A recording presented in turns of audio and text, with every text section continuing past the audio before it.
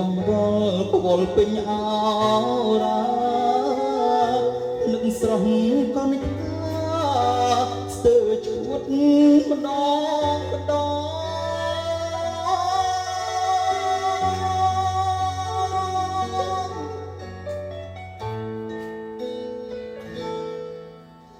ប្រពន្ធសមឡាញ់វិលវិញពីស្រីឈប់ណាថ្លៃប្តីសុំទៅផងកំហងរំយ៉ាងបងសាងកនឡងស្បត់ជូននួនអងនៅមុខពុក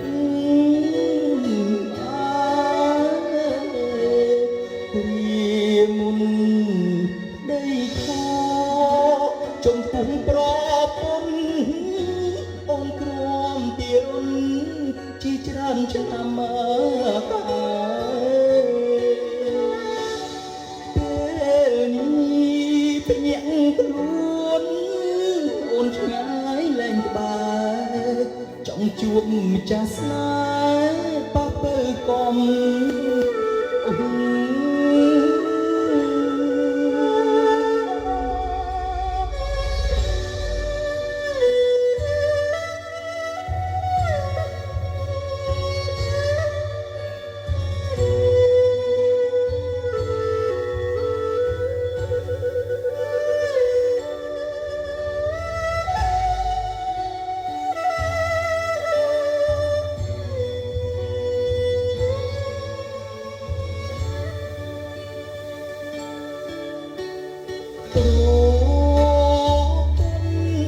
សមឡាញ់វិលវិញពីស្រី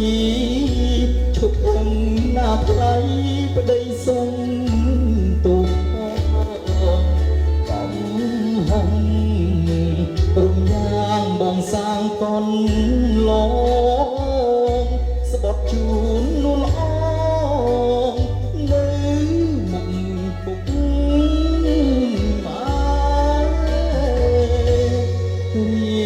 មុន